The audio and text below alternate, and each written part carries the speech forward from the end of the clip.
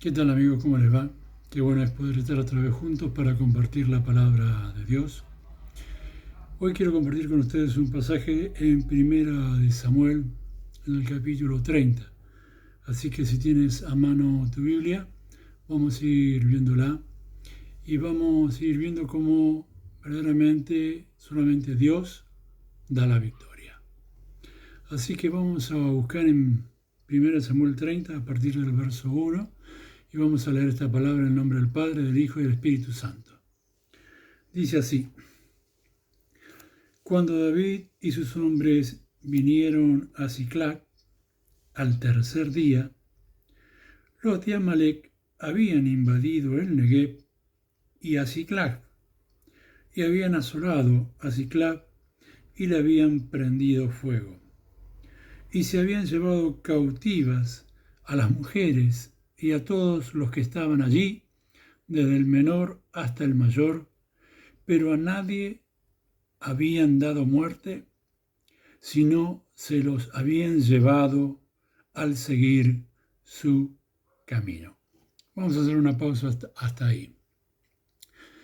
Hasta ahí podemos ver que el rey David, que obviamente estaba haciendo incursiones contra sus enemigos con sus hombres, 600 en total, vuelve a la ciudad donde estaba habitando con estos hombres y de repente se encuentra con que días antes los amalecitas destruyeron su ciudad, la prendieron fuego y se llevaron cautivos a sus familiares y a sus pertenencias. Y esto me recuerda la palabra de Jesús, cuando Él dice que el ladrón no viene sino que solamente para robar, hurtar, destruir y matar. Y aunque acá podemos ver que el enemigo hurtó, ¿sí?, y destruyó, se dirán, no mató. Sí, no mató físicamente, pero sí mató espiritualmente. Mató la esperanza de esos hombres que habían llegado con David, la esperanza de David de poder reencontrarse con su familia, poder gozarse y estar juntos en armonía y en paz. Y obviamente es una manera espiritual de muerte que el enemigo da al causar justamente la separación de los seres queridos. Pero la cosa no termina ahí. Sigue diciendo la palabra en el versículo 3. Vino pues David con los suyos a la ciudad, y he aquí que estaba quemada, y sus mujeres y sus hijos e hijas habían sido llevados cautivos. Entonces David y la gente que con él estaba alzaron su voz y lloraron hasta que le faltaron las fuerzas para llorar. Las dos mujeres de David, Ahinoam Jezreelita y Abigail, la que fue mujer de Nabal, el de Carmel, también eran cautivas. Vemos el panorama, nuevamente, el enemigo destruyó, robó, mató en cierta manera la esperanza de David y de sus hombres, y cuando ellos ven ese panorama, esas circunstancias, como a cualquiera de nosotros, como a vos o como a mí, dice la palabra que se largaron a llorar y lloraron desesperadamente y al punto tal de que lloraron hasta no tener más fuerzas. Y ese es el daño que el enemigo causa. El enemigo quiere verte debilitado hasta no tener más fuerzas. Que llores por el daño que él te inflige, por el dolor que él te inflige, hasta que tú no tengas más fuerzas. Pero veamos una cosa. David no tan solo, al igual que sus hombres, estaban padeciendo esta obra del enemigo en sus vidas, en sus hogares, sino que a David se le añadió algo más. Y cuando se le añade algo más, vemos cómo es que reacciona el rey David. Dice la palabra, y David se angustió mucho, porque el pueblo hablaba de apedrearlo, pues todo el pueblo estaba con amargura de alma, cada uno por sus hijos y por sus hijas, mas David se fortaleció en Jehová su Dios. David, no tan solo igual que sus hombres, había perdido sus posesiones, había perdido su familia, sino que encima alguien tenía que tener la culpa. Alguien tenía que pagar los platos rotos. ¿Y a quién eligió la gente que seguía a David? A David. David, vos tenés la culpa de nuestras desgracias y te vamos a matar. Querían apedrearlo, querían matarlo. Pero ¿cuál fue la solución de David en ese instante de desesperación? En ese instante donde ya no tenés más fuerzas, donde te podés dar por vencido y decir, está bien, ya no doy más. Bueno, dice la palabra allí en el versículo 6 que acabo de leer, mas David se fortaleció en Jehová su Dios. David comenzó a tener un vislumbre de esperanza al pensar en su Dios. Comenzó a que su fe, que era tan pequeñita, como un pequeño granito, comenzara a creer cuando pensó en su Dios. Es que en su Dios estaba la respuesta, que en su Dios había la posibilidad de que esa situación quizás se revertiera. Y entonces pasó al segundo paso. Primero comenzó a fomentar esa fe que prácticamente había desaparecido. Y después hizo lo siguiente, versículo 7. Y dijo David al sacerdote Abiatar, hijo de Ahimelech, yo te ruego que me acerques el efod. Y Abiatar acercó el efod a David, y David consultó a Jehová, diciendo, ¿perseguiré a estos merodeadores? ¿Los podré alcanzar? Y él le dijo, síguelos, porque ciertamente los alcanzarás, y de cierto librarás a los cautivos. Él, lo segundo que hizo fue consultar a Dios.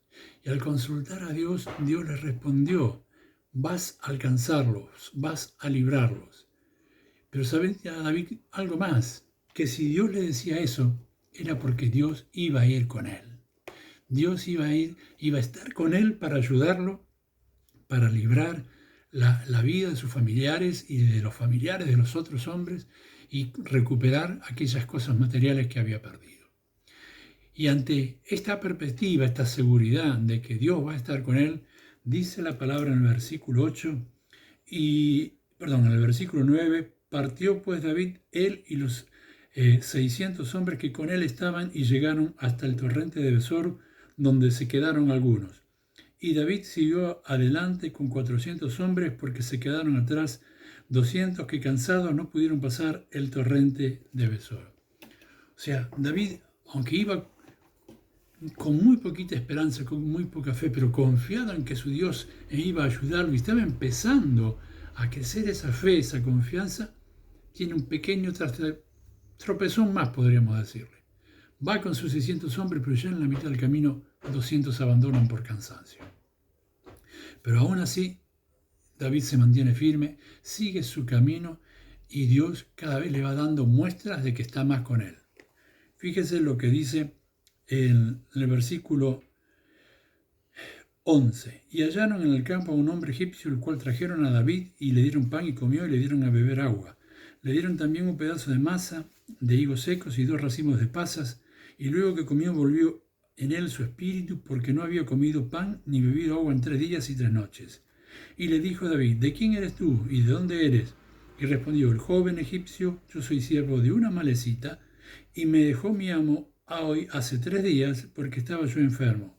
Pues hicimos una incursión a la parte del Negev, que es de los Cereteos, y de Judá, y al Negev de Caleb, y pusimos fuego a Siclab.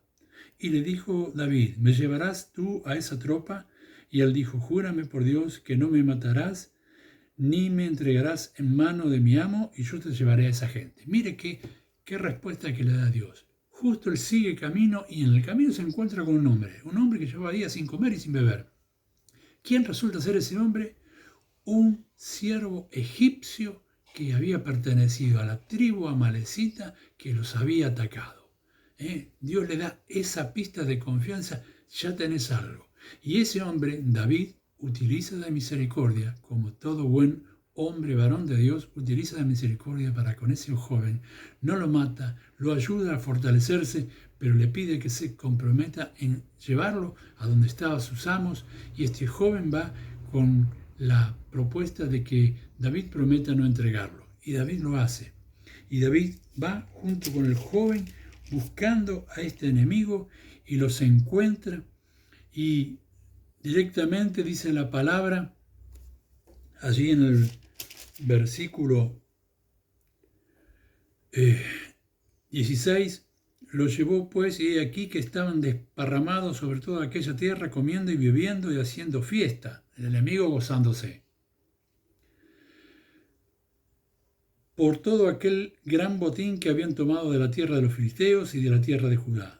Y los hirió David desde aquella mañana hasta la tarde del día siguiente, y no escapó de ellos ninguno, sino 400 jóvenes que montaron sobre los camellos y huyeron. Y libró David todo lo que los amalecitas habían tomado, y asimismo libertó David a sus dos mujeres.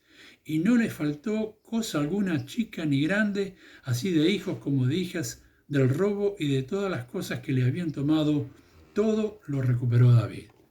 Ese es el Dios en el cual David confía. Ese es el Dios en el cual tú y yo confiamos. Un Dios que nos ayude, que nos bendice, que nos da la victoria sobre nuestros enemigos y que restituye todo lo que el enemigo nos robó. Si tú quieres conocer a ese Dios, puedes hacerlo a través de una simple y sencilla oración que yo te invito a hacer en este momento. Allí donde estás, cierra tus ojos y repite conmigo: Padre, en el nombre de Jesús, vengo delante de tu presencia, me arrepiento porque soy pecador, me arrepiento de la vida que he estado llevando hasta hoy. Reconozco que Jesucristo vino, tomó mi lugar y dio su vida por mí en la cruz, dándome libertad de todos mis pecados y limpiándome con su sangre preciosa. Yo ahora lo recibo en el corazón, creo que Jesús es mi Señor y mi Salvador, y te doy toda alabanza y todo honor, Dios mío, en el nombre de Jesús. Amén y amén.